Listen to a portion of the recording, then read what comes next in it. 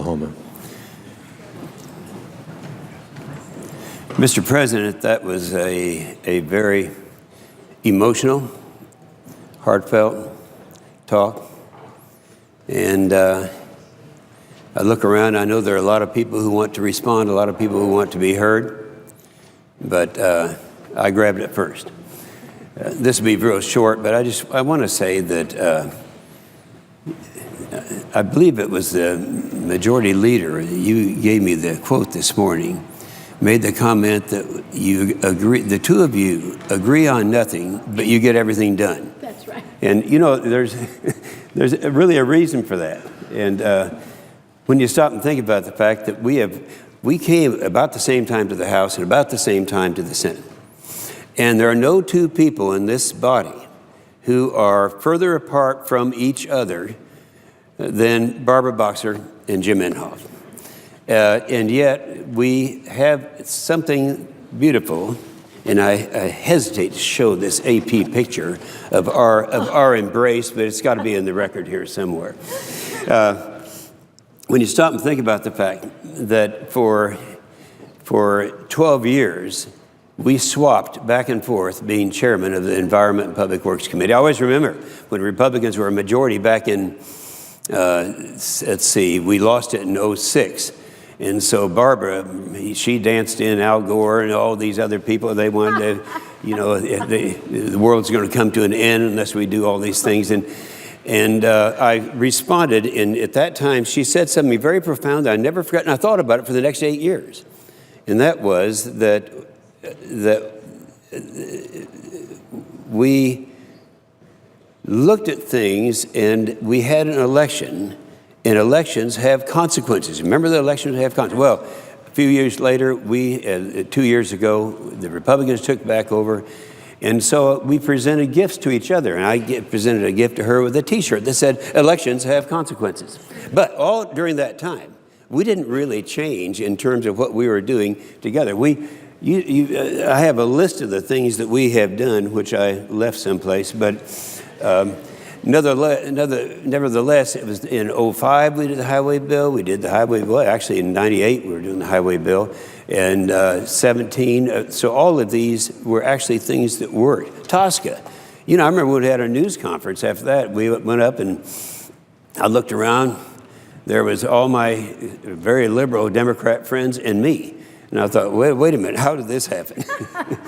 But anyway, it has worked. We've been able to get things done, and I've been very proud. In fact, I shouldn't say this because I'm divulging a confidence, but we have meetings the same as Democrats have their meetings, where all the chairmen get together, and when it gets my turn to make my statement, I say, now from the committee that gets things done. Well, anyway, that's the way it has been. So, you know, I disagree with you with Senator Boxer on a lot of the regulations, and I've told her many times she has every right to be wrong. But you know, on the things that are really important, we did manage to get things together. And you know, there's an awful lot of hate around here, around this place, and it's so unnecessary. You know, you can disagree with someone and love them anyway. And I have to tell you, confession's good for the soul, Barbra, but I want you to know I'm truly going to miss you around here. And I yield the floor. Mr. President, I've just respond to my dear friend. The relationship that we developed was based on trust and honesty. We never, ever misled each other. The staff, I just love your staff, I really do. And my staff developed the same type of relationship that we developed, disagreeing on many things, but understanding that we could work together and find common ground.